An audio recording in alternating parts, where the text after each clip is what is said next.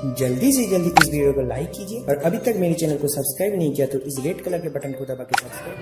আল্লাহ রাব্বুল ইজ্জত এই পৃথিবীর বুকে যতগুলো সৃষ্টি করেছে সব থেকে উত্তম রূপে আল্লাহ মানুষকে সৃষ্টি করেছে। যতগুলো আল্লাহ সৃষ্টি আছে সব থেকে উত্তম সৃষ্টি মানুষ। মানুষকে আল্লাহ তাআলা কেন উত্তম করলেন? আল্লাহ তাআলা ফেরেশতাদেরকে নূর দিয়ে সৃষ্টি করেছে। একটা মানুষের শক্তি বেশি না ফেরেশতার শক্তি বেশি? বলুন, কথা বলবে। ফেরেশতার শক্তি বেশি। জিবরিল আমিনকে আল্লাহ এত শক্তিশালী করেছে, জিবরিল আমিন যদি শুধু একটা পর মারে এই পৃথিবীটা 7 থেকে 10 বার ধ্বংস হবে। এতটা শক্তিশালী, খালি একটা পর মারবে। মানুষকে আল্লাহ কিন্তু উত্তম করলেন। যতগুলো সৃষ্টি আছে আল্লাযী আহসানা কুল্লা শাইইন খালকাহু ওয়াবদা খালকাল ইনসানি মিন তিন। যতগুলো আমার সৃষ্টি আছে আমি মানুষকে কাদা মাটি দিয়ে তৈরি করেছি এবং উত্তম রূপে সৃষ্টি করেছি। মানুষের মধ্যে দেখুন আল্লাহ আমাদের মধ্যে রূহ দিয়েছে, প্রাণ, যেটাকে আমরা জান বলি। আমাদের মধ্যেও আল্লাহ প্রাণ দিয়েছে এবং একটা জানোয়ারের মধ্যেও আল্লাহ প্রাণ দিয়েছে। একটা কুকুরের মধ্যে একটা প্রাণ আছে, একটা পিঁপড়ের মধ্যে আছে, সাপের মধ্যে আছে, মাছের মধ্যে আছে, একটা মশার মধ্যেও প্রাণ আছে। আল্লাহ হায়াত আর মওতের মালিক হচ্ছেন আল্লাহ। হায়াত আর মওতের মালিক আল্লাহ। মানুষের মধ্যে আল্লাহ রূহটা দিয়েছেন কিন্তু এর কন্ট্রোল রিমোটটা আল্লাহর হাতে, মানুষের হাতে। আল্লাহ রাব্বুল আলামিন পার্থক্য কি করলেন? একটা কুকুরের মধ্যেও রূহ দিয়ে আছে, জান, একটা শুয়োরের মধ্যেও দিয়ে আছে, একটা গায়ের মধ্যেও আছে, ছাগলের মধ্যেও আছে। পার্থক্য আল্লাহ কিন্তু একটা মারাত্মক রেখেছে।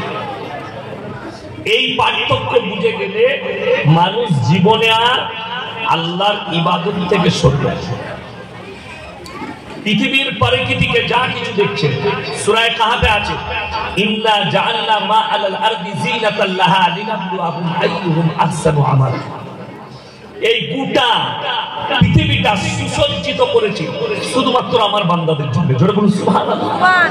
আমার বান্দাদের জন্য যা কিছু দেখছেন পরিস্থিতিকে, এগুলো একটাও তাদের জন্য আমাকে সৃষ্টি করে হয়নি মানুষকে, বরঞ্চ ইনসানের জন্য আল্লাহ সবকিছু সৃষ্টি করেছে। মানুষের জন্য সবকিছু, আমরা তাদের জন্য নয়, তারা আমাদের জন্য। আর মানুষকে আল্লাহ সৃষ্টি করলেন অনলি ফর নিজের ইবাদতের জন্য। ওই জন্য যে আয়াতটা বললাম এর শেষের যে ওয়ার্ডটা আছে আইয়ুকুম আহসানু আমালা, এত কিছু নিয়ামত দেওয়ার পরেও ওই লোকটা কামিয়াব হবে যে ভালো আমলটা নিয়ে পৃথিবীতে আসতে পারে। আল্লাহ এটা লাস্ট ওয়ার্ড বললেন এই আয়াতে যে ওই লোকটা কামিয়াব। এখানে আল্লাহ তাআলা কোনো মৌলবীর নাম উচ্চারণ করেনি, কোনো হুজুরের নাম উচ্চারণ করেনি, মাস্টারের করেনি, ডাক্তারের করেনি, প্রফেসরের করেনি। আল্লাহ করেছেন ভালো আমলকারী। আপনি যদি ভালো আমল করেন আপনি যাবেন। আমার মতো মৌলবি যদি বদ আমল বালা হয় তো আমার মতো মৌলবিকেও যেতে হবে। কারে পড়ে যাবো, আটকে যাবো, পেরুবো না। আল্লাহ ওই জন্য বলেছেন আইয়ুকুম আহসানু আমালা, ভালো আমলকারী। আল্লাহ আমাদেরকে ইবাদতের জন্য পাঠিয়েছেন মানুষ। জানোয়ারের সঙ্গে মানুষের পার্থক্য দেখুন। আমাকে যদি জিজ্ঞেস করেন আপনি কে, সর্বপ্রথম আমি বলবো আমার নাম ইয়াসিন, আমার নাম মোল্লা কারি ইয়াসিন। যদি জিজ্ঞেস করেন আপনার পরিচয় কি, আমি বলবো বর্ধমান জেলা মৌলভী শওকত আলী মাজাহিরির ছেলে আমি। আমার বাপের নাম নেবো না মায়ের? কথা বলে বাপের। এখানে যদি আমি এসে মিটিয়াপুরিকে কেউকে জিজ্ঞেস করি তুমি কে, তো সে বলবে আমি অমুক হাজী সাহেবের ছেলে। যদি বাপ মারা যায় তাও বলবে মৃত অমুকের ছেলে আমি। বলবে না? বলবে না। বাপের নাম দিবে না মায়ের? বাপের। কেন? আল্লাহর কসম, আল্লাহ কোরআনে বললেন আমি ইনসানের পরিচয় দিয়েছি বাপের দ্বারা, মায়ের দ্বারা নয়। মানুষের পরিচয় কিসের দ্বারা? বাপের দ্বারা, মায়ের দ্বারা নয়। ছাগলের ছানা হলে আপনারা পাঁঠার ছানা বলেন না ছাগলের বলেন? কথা বলে ছাগলের। কুকুরের বাচ্চা হলে আপনারা ওই মা কুকুরটার বাচ্চা বলেন না মদা কুকুরের বাচ্চা বলেন? ওর বাপটাই তো জানেন নাকি? কেন? রাস্তায় একটা কুকুর ছুটলে যদি 4-5টা বেটা ছেলে কুকুর থাকে সবাই তার সঙ্গে জিনা করতে পারে। বাচ্চাটা কার বীর্য থেকে হয়েছে এটা আমার আল্লাহ ছাড়া কেউ জানে না। জোরে বলুন না সুবহানাল্লাহ। এই জানার মালিক আল্লাহ। একটা আপনার বাড়িতে ছাগল আছে, ছাগলটার পেটে বাচ্চা এসছে, পাড়ায় গাদা পাঁঠা ঘুরে বেড়াচ্ছে, 10টা-12টা পাঁঠা আছে, 10টা-12টা ছাগল আছে। কোন পাঁঠার বীর্য থেকে হয়েছে এটা আমার আল্লাহ ছাড়া কেউ জানে না। ঠিক কি না? ভুল বললাম না ঠিক বলছি? ঠিক। আল্লাহ জানোয়ারের পরিচয় দিলে মায়ের দ্বারা। আমরা গায়ের বাচ্চা হলে বলি গায়ের বাচ্চা, ষাঁড়ের বাচ্চা কেউ বলে না। কেন? আল্লাহ তাদের পরিচয় দিয়েছে মায়ের দ্বারা। ইনসানের পরিচয় আল্লাহ দিয়েছে বাপের দ্বারা। যারা ফুটানি করছে, অনেকজন দেখবেন চায়ের দোকানে বলে কিংবা হাটে দেখা হয়েছে, কটা ছেলে পিলে হলো রে? আমি বাপের বেটা, এমনি দিবে মরদ। 4টা বেটা হয়েছে আমার, 4টা বেটা হয়েছে, মরদ হয়ে গেছে। আল্লাহর কসম করে বলছি তুমি 10 বেটার বাপ হও আর 5 বেটার হও আর 2টো বেটার বাপ হও আর কেউ 3টে বিটির বাপ হও, তোমাকে আল্লাহ জরিয়া করেছে। আমার বাম্মা হচ্ছে আমাদেরকে দুনিয়াতে আসার জরিয়া, এটা আল্লাহ করেছেন। আল্লাহ ইচ্ছা করলে ডাইরেক্ট পাঠাতে পারতেন না? পারতেন। কথা বলে বাপের উপরে ইয়ন হতো না। আল্লাহ কোরআনে ওই জন্য দেখুন, কারুর টাকা হোক, পয়সা হোক, ধন আসুক, দৌলত আসুক, শক্তি হয়ে যান, চেয়ার পেয়ে যান, নেতা হয়ে যান, মন্ত্রী হয়ে যান, রাজা হয়ে যান, বাদশা হয়ে যান, জমিনে অহংকার করুন। কেন? কোরআন সূরা দাহর 29 পারা। হালাদ আলাল ইনসানি হিনুম মিনাদ দাহর লাম ইয়াকুন শাইয়ান মাযকুরা। সূরা দাহরের প্রথম আয়াত।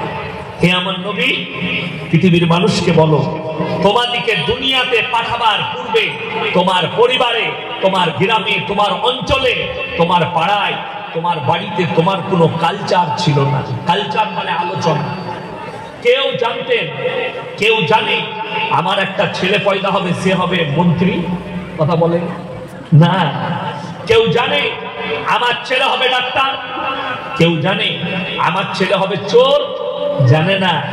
সবাই চিন্তা করে আমার ছেলে হলে ডাক্তার করব, মাস্টার করব, প্রফেসর করব, কিন্তু আমার আল্লাহ যেটা করবেন সেটাই হবে। ঠিক কিনা? কথা বলে আমরা কেউ জানি না কে কি হবে। এটা কোরআন। তোমাদের কালচার ছিল না। কি করে পাঠালাম? জরিয়া কি করলেন? ইন্না খালাকনাল ইনসানা মিন নুতফাতিন আমশাজ নাবতালিহি ফাজাআলনাহু সামিয়াম বাসীরা। একজন নারী এবং পুরুষ, স্বামী এবং স্ত্রী একত্রিত করে তোমরা স্ত্রী জরায়ুতে 1 ফোঁটা নিসাজ মানে পানি নিক্ষেপ করো, বাকি সমস্ত কাজ আমার আল্লাহর। জন্য বলি সুবহানাল্লাহ। তোমরা শুধুমাত্র স্ত্রী জরায়ুতে 1 ফোঁটা পানি নিক্ষেপ করো, বাকি সমস্ত কাজটা হচ্ছে আমার আল্লাহ। দুনিয়া তোমার কৃতিত্ব নাই। আমি আল্লাহ ইচ্ছা করলে বিনা বাপেও সন্তান দিতে পারতাম। আল্লাহ দলিলও দিয়েছেন, দৃষ্টান্তও দিয়েছেন। বিনা বাপে হযরতে ঈসা মসিহকে আল্লাহ নবী পাঠিয়ে পৃথিবীর মানুষকে শিক্ষা দিয়েছে। জোরে বলুন সুবহানাল্লাহ। কে ফুটানি করছে আর কোন ডাক্তার, কোন প্রফেসর, কোন মৌলবি আর কোন ইঞ্জিনিয়ার ফুটানি করবে আল্লাহর সামনে? আমি ইচ্ছা করলে বিনা বাপের সন্তান দান করতে পারি। আমি দলিল দিয়েছি কাকে? আমার নবীকে। মরিয়মের গর্ভে বিনা বাপে আমি আল্লাহ সন্তান দান করেছি। জোরে বলুন না সুবহানাল্লাহ। বাপের প্রয়োজন লাগেনি। আমি আমার কুদরতে দিয়েছি। এটা পৃথিবীর মানুষের জন্য শিক্ষা। আমি ইচ্ছা করলে সব করতে পারি, মানুষের ক্ষমতা নেই আমার ইচ্ছার বাইরে কাজ করে। যারা নামাজ পড়েন না, যারা সিজদা করে না, শুনে যান, মুসলিম হোক কিংবা অমুসলিম, খ্রিস্টান হোক কিংবা ইহুদি হোক, সকলের জন্য এই ভাষাটা আল্লাহ কোরআনে বলেছেন। মানুষ সিজদা করুক আর না করুক, তারা জানেই না তাদের ছায়াগুলো 24 ঘন্টা আমাকে সিজদা করছে। জোরে বলুন সুবহানাল্লাহ। তুমি সিজদা করো আর না করো, তোমার ছায়াটা আমাকে 24 ঘন্টা সিজদা করছে।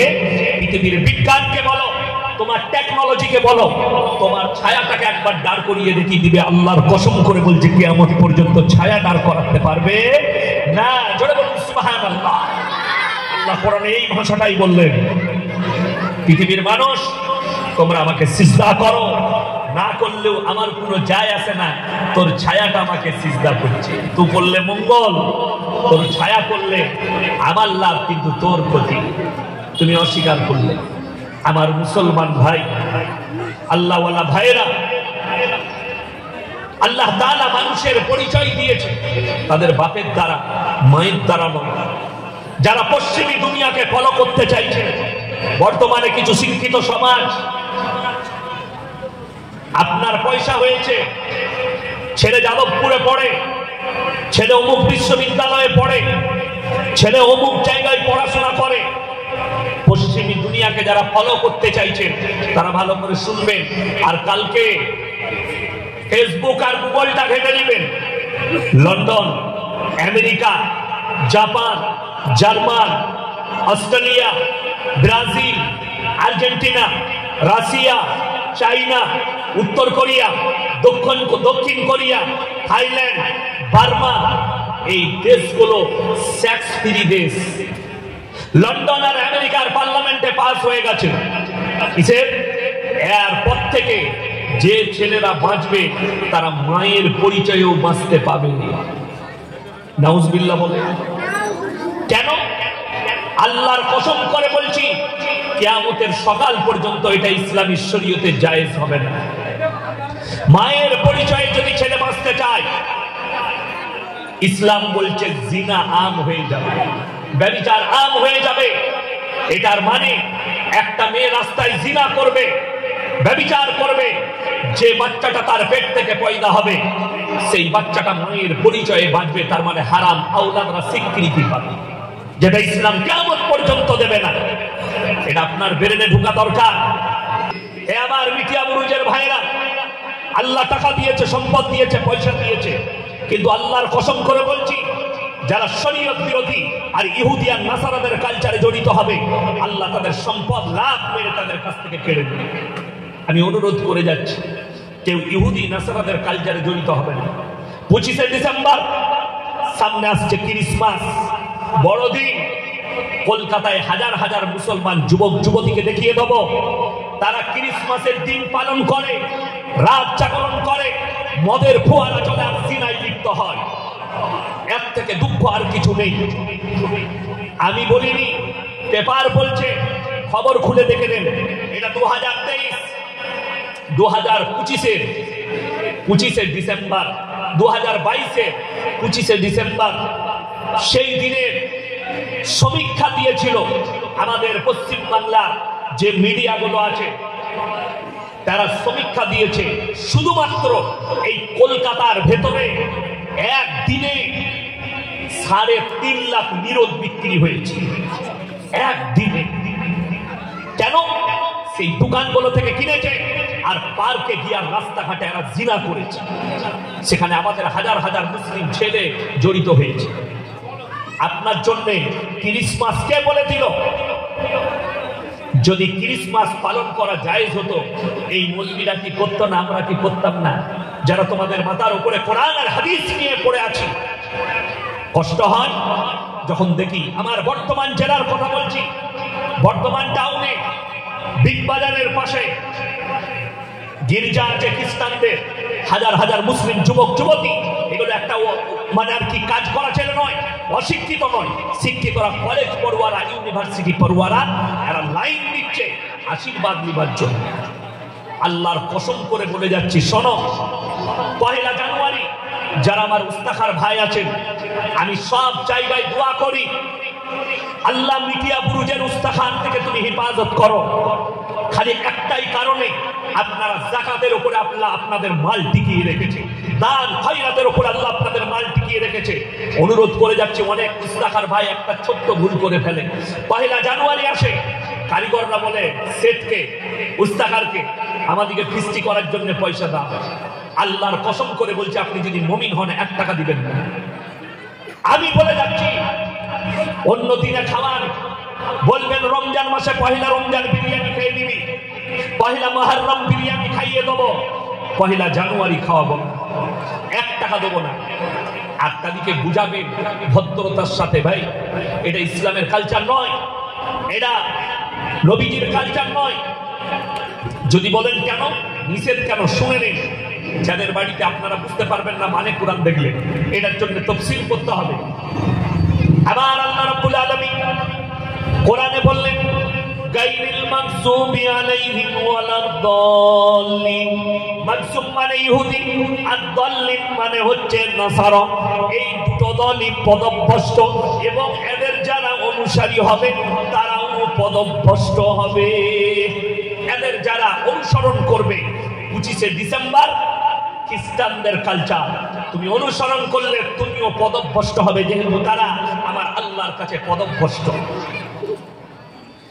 ইহুদিরা পদভ্রষ্ট, তাদের অনুসরণ করলে তুমিও পদভ্রষ্ট হবে। তার কালচারকে আপনি নিজের কালচার করছেন।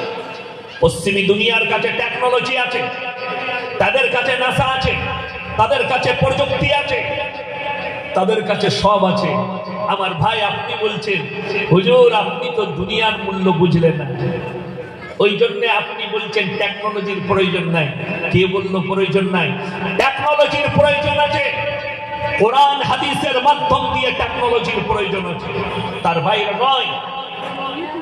কোরআন হাদিসের বিপক্ষে নয়। আমরা মৌলবীরা টেকনোলজি মানি, তোমার মতো নয়, কোরআন বিরোধী মানি, রাসূল বিরোধী হলে মানি না। যদি রাসূল বিরোধী হয়, আল্লাহ বিরোধী আর কোরআন বিরোধী হয়, আল্লাহর কসম গর্দনে তলোয়ার চলে এলে ওটা মানার কোনো রাস্তাই না। যদি এটাই হতো, দিন যদি বিক্রি হতো, সাইয়েদনা বেলাল হাবসি রাদিয়াল্লাহু তাআলা আনহু কোমরে দড়ি বেঁধে উটের পেছনে বেঁধে দেওয়া হয়েছে, উটকে ছুট করানো হয়েছে, এই পিঠের চামড়াটা কোমরে লেগে গেছে। বেঈমান কাফেররা বলেছে, হে বেলাল হাবসি, হয় কলমা ছাড়ো, না হলে মৃত্যুবরণ করো। বেলাল হাবসি বলেছিল, আল্লাহর কসম করে বলছি, শাহাদাতকে পছন্দ করি, কিন্তু কলমা থেকে সরার রাস্তা আমার কাছে নাই। জোরে বলুন সুবহানাল্লাহ।